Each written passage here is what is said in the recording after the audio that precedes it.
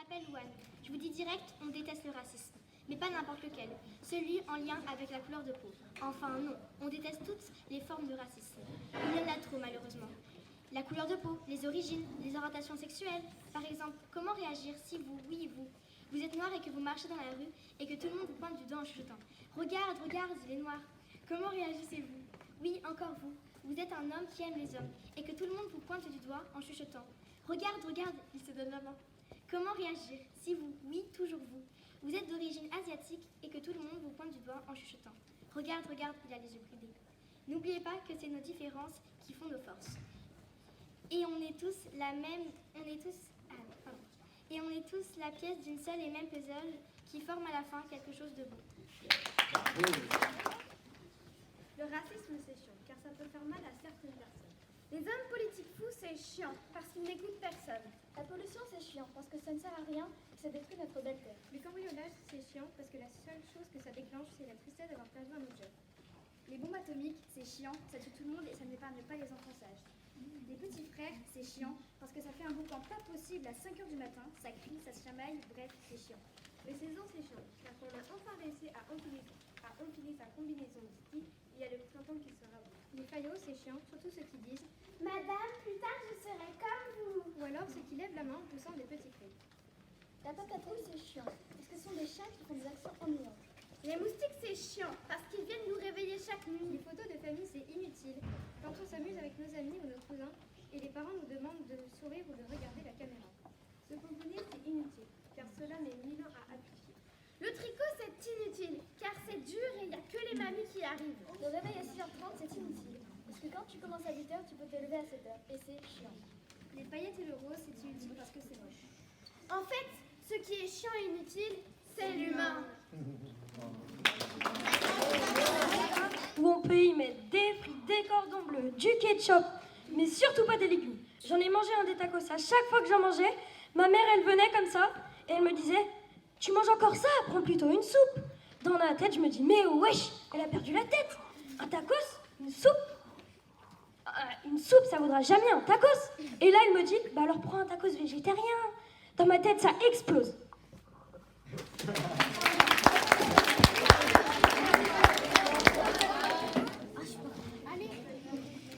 J'ai une addiction aux tacos plein de sauce. 3 viandes et des frites dans le XXL. Mais surtout pas de broco. Moi je ralasse pas tellement je suis un rat. Quand je viens chercher, le kebabier me dit salut VG, bien ou bien.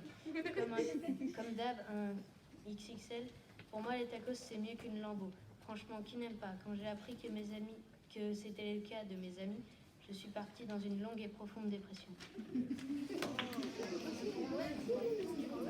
Mais dans la Coupe du Monde, il n'y a pas que la France et le Maroc. Il y a aussi le Qatar et l'Équateur, le Sénégal, les Pays-Bas. Le Canada, la Croatie, la Belgique. Il y a le Danemark, l'Australie, la Tunisie. Le Ghana, l'Uruguay, la Corée du Sud et le Portugal. Il y a l'Argentine, l'Arabie Saoudite, le Mexique, la Pologne. Le Brésil, le Cameroun, la Serbie. Il y a l'Angleterre, l'Iran, les États-Unis, le pays de Galles. Il y a l'Allemagne, le Japon, l'Espagne et le Costa Rica. Le foot, c'est bien, car ça rassemble tout le monde. Nous allons vous parler de quelque chose qui nous tient à cœur. L'abandon. La plus fréquente, celle des animaux. À quoi bon adopter un animal si c'est pour l'abandonner quelques temps plus tard? L'adoption n'est pas quelque chose de facile. Il faut y réfléchir, ça demande beaucoup de responsabilité.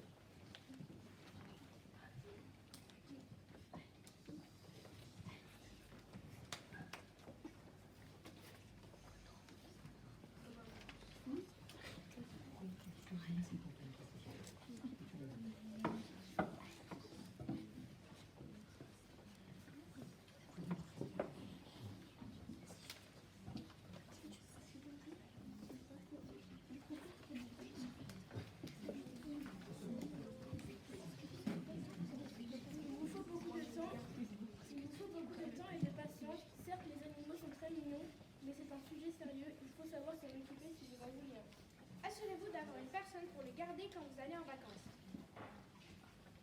Alors, stop à l'abandon animalier.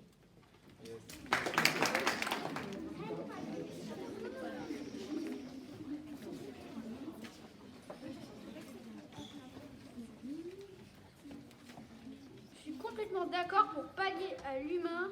Je suis pour la réintégration des dinosaures. Ce sont des créatures gigantesques capables de nous réduire en crêpes, comme des crêpes. Si les dinosaures existaient encore, les chiens et les chats ne seraient pas nos animaux de compagnie. Les croquettes seraient remplacées par des dinosaures de viande. Les dinosaures de compagnie seraient petits comme des hémicéphales, mais capables de casser une jambe. Il ne faudra donc pas vraiment l'énerver. Il y a aussi le Compsognathus petit et peureux, mais carnivore. Mieux vaut pas le sous-estimer, car en groupe, c'est un chasseur redoutable. Pour les reptiles volants de compagnie, ce ne serait pas un Quetzalcoatlus, car immense et capable de manger en un seul morceau. Le plus approprié serait le dimorphodon, même si celui-ci est capable de nous arracher le bras. Pour remplacer le poisson rouge, ce serait le Polacanthus. Sa taille varie selon son environnement. Mais surtout, ne prenez jamais, mais alors jamais un tigre, sinon vous tombez dans le tronçonneau qui suit.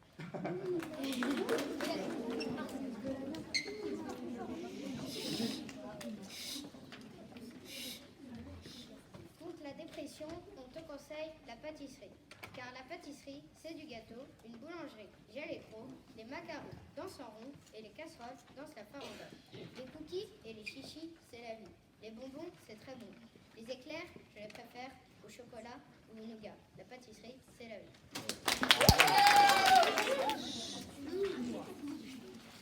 Les jeunes sont tous collés à leurs écrans, ils ne voient même pas le monde qui leur entoure, mais derrière leur ville, la ville est déserte. Personne ne veut sortir, ils sont tous coincés sur leur téléphone, ils ne veulent même pas voir leur famille, leurs amis, c'est pour ça qu'ils ne voient même pas le temps passer. Ils sont collés à leur machine, ils passent la journée, même la nuit, ils nous engueulent car ils sont obsédés, ils pourraient même se faire kidnapper car ils donnent leur nom, leur adresse, leur numéro, ils laissent leurs traces n'importe où, accessibles à n'importe qui. Alors s'il vous plaît, faites pour moi attention.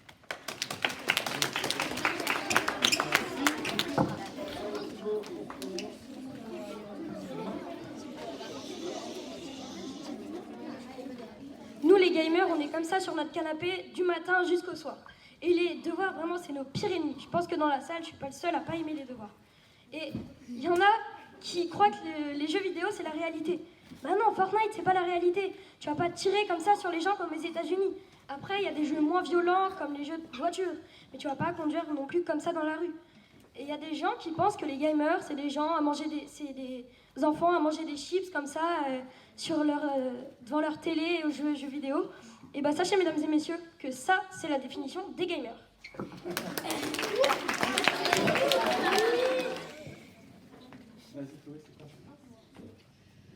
Malheureux SDF, vivre dans la rue, être sans abri, ce n'est pas une vie. L'hiver dans le froid, sans manger ni boire, être sans espoir, être misérable, ce n'est pas convenable. On doit arrêter ça! Génial et intelligent. Je vais vous raconter sa véritable histoire. Comment elle a évolué, grandi et finir par devenir l'espèce dominante. Comment elle a créé, comment elle a détruit. Je vais vous raconter son histoire. Au début, il était bête, cupide, sans raison de vivre, hostile. Mais tout a commencé quand nos ancêtres ont découvert un tout petit bout de bois. Alors, il va imaginer des dessins. C'était facile pour lui. Il avait juste à dessiner. Alors que nous écrivons des lettres que nous avons tous si durement appris. Nous avons tous tant d'efforts, alors que pour lui, un dessin suffit. Mais le dessin a évolué en écriture. Je lui avais dit qu'ils étaient bêtes, ces humains. Alors, ils ont forgé le fer et ont fait plein d'inventions de guerre. Des épées, des haches, des catapultes. Ils se battaient tout le temps. Oui, tout le temps. Évidemment, après, ils ont voulu explorer et ont découvert l'Amérique et tout leur bric-à-brac. Ils ont mis des perruques en se dandinant pendant que les pauvres mouraient dans les rues. Ils ont inventé la République. Au début, ça marchait bien. Mais ces fous scientifiques ont inventé la bombe atomique, qui, comme vous le savez bien, est bien pire qu'une catapulte. Maintenant, il y a les catastrophes naturelles, la pollution et la pauvreté. Tout ça a commencé à cause de la catastrophe, à cause d'un petit bout de bois. Eh bien, je vais vous le dire franchement, même si j'en suis moi-même un, mais l'humain est vraiment un idiot.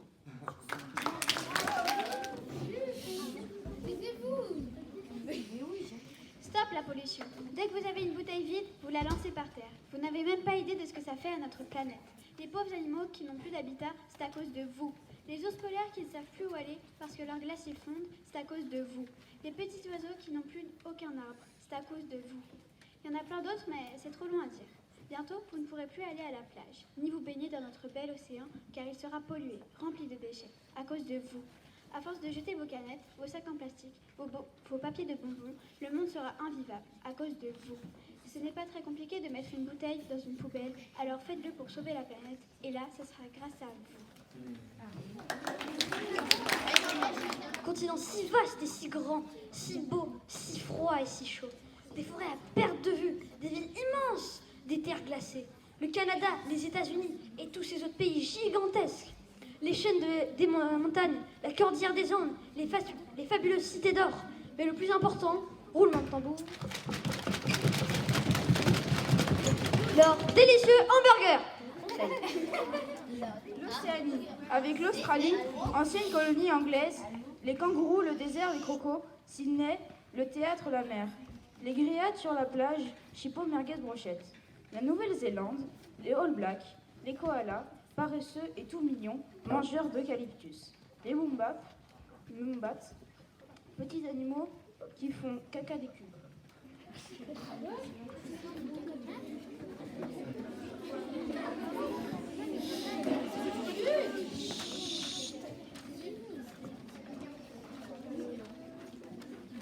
Petit détour par chez nous, l'Europe. La France avec notre baguette bien croquante, l'Allemagne avec les ruines du mur de Berlin, avec la bière.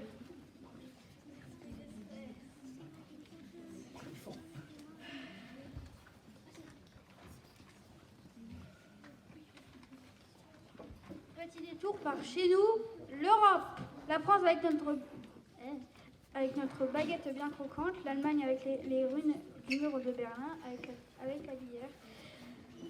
L'Italie avec le Colisée et la pizza pepperoni, l'Espagne avec la corrida, le flamenco et les petits tapas, la Finlande avec sa capitale Helsinki et ses petits saunas, le Danemark avec la petite sirène et les petits Legos. Puis, nous arrivons à l'Asie, grand et puissant, si vaste et désert. La Russie, l'Inde, la Chine et plein d'autres. Les paysages vous transportent dans des montagnes bordées de neige, dans des plaines désertes et verdoyantes, dans des villes ensoleillées, grandes, à perte de vue. Faisons escale en Afrique, pays chaud, très chaud, avec l'équipe de rugby la moins connue du monde, avec la journée d'école la plus courte du monde. Les bidonvilles, désolés, dégradés, l'Égypte, les pyramides de Gizeh, une des 7 merveilles du monde, des grosses pierres taillées, empilées, le sphinx, la plus grosse et la plus stylée. Terminons notre tour du monde par l'Antarctique. Il fait froid. Les igloos sous la glace. Partons dans l'eau. Oh, des poissons. Oh, un ours polaire. Attention, il va me mordre. Remontons à la surface. Je vais me mettre une doudoune. Oh, la glace, elle s'écroule. Je vais mourir. Tout ça à cause de ce réchauffement climatique et à cause de cette pollution.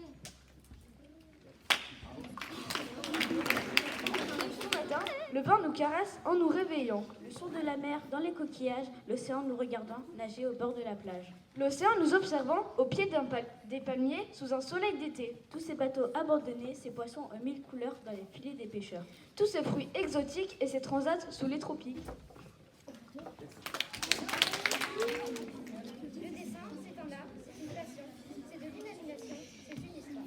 Mais pourquoi Picasso, autrefois réaliste, est sûrement devenu Miro pour adopter l'illusionnisme? Il y a ceux qui préfèrent dessiner des formes et des couleurs, pendant que d'autres préfèrent regarder tourner les œuvres. On peut dessiner avec un crayon, on peut aussi aimer le dessin à la folie.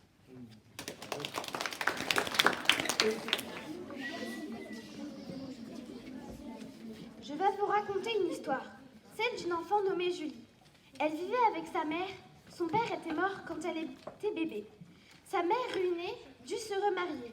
Elle rencontra un homme aussi riche qu'ignoble. Il emménagea chez elle et ça devint le début des enfers. Julie était allongée, tranquillement, sur le canapé. L'homme la regarda, l'œil mauvais. Lui dit de se lever. Elle refusa. Il la prit par le bras, l'obligea à s'agenouiller. Il prit sa ceinture et se mit à la frapper. À ce moment-là, sa mère entra dans la pièce. Elle regarda sans agir. Au bout d'un moment, elle se mit à crier, en le priant d'arrêter. Dans tous ses états, pleurant à chaudes larmes, Julie était recroquevillée sur le carrelage froid. L'homme continua jusqu'au bout de la nuit. Quand le soleil se leva, l'âme de Julie était partie avec la nuit. Arrêtons de jeter dans les lacs, les ruisseaux, c'est sale. Ce n'est pas beau. Notre planète est polluée. Arrêtons de la saccager. Les années passent, la terre s'encrasse. Cette pollution qui l'envahit nous complique vraiment la vie. Alors faisons le tri. Pour rêver d'une meilleure vie, en début de nos déchets, très nombreux, nous agissons si peu. Mettons dans les containers tous les bouteilles en verre et respectons l'environnement. Si on s'y met tous, on verra le changement. L'océan est une source vitale. Il ne faut pas lui faire de mal. Ils sont magnifiques, ces coraux, mais nous les rendons moins beaux. Elles sont belles, ces tortues, mais lentement on les tue. Oui, ce sont des centaines de personnes qui jettent des déchets, des bouteilles, des papiers, des mégots dans la mer. Ça tue les poissons, ça va sur la plage. C'est un acte cruel. Des milliers d'animaux meurent. Les cigarettes rentrent dans les nez des tortues, les flèches en plastique étouffent les dauphins. Alors moi aujourd'hui, ici même dans cette salle, je veux dire, arrêtez de jeter des déchets. On compte sur vous.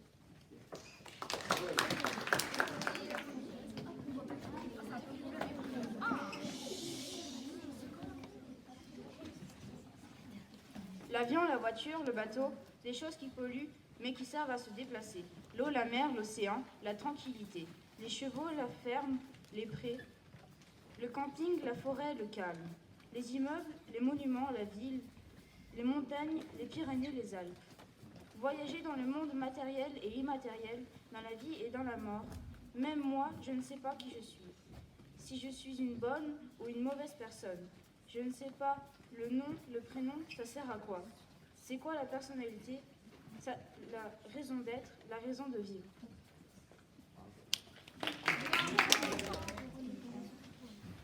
La vie c'est compliqué, mais mieux vaut la vivre. Les gens sont soit citoyens, soit des délinquants. Quel est le sens de la vie? Je ne comprends pas toujours, mais je ne le dis pas. Le slam, ce n'est pas trop mon truc. Et vous? Avez-vous peur de dire n'importe quoi? Moi, c'est le cas. Toujours essayer d'être à la mode, même si ce n'est pas à ton goût. Et vous, avez-vous peur d'être rejeté? D'être vu comme une personne étrange? Qu'un jour, pas de test, ça recommence à chaque fois. Le cours de la vie, quoi.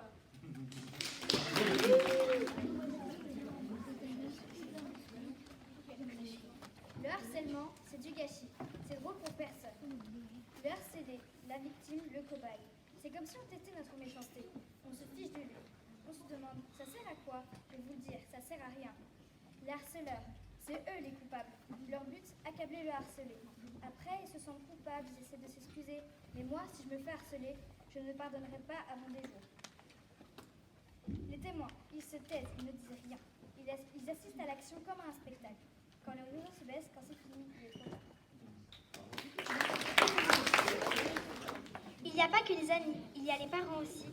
Les parents, c'est énervant.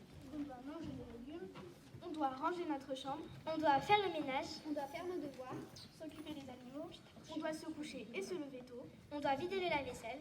on doit débarrasser la table. C'est toujours eux qui décident ce qu'on va faire. Quand on casse un verre, on se fait engueuler.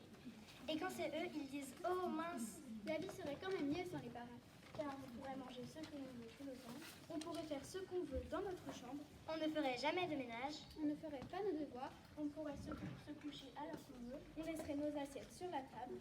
Sans les parents, c'est la belle vie quoi. Pourtant, je me rends compte que sans les parents, la vie est dure, car on n'aurait plus de la langue, on n'aura plus de bons repas, On ne pourra plus jouer aux jeux de société. on ne pourra plus faire les fêtes ensemble. Mais si nos parents n'existent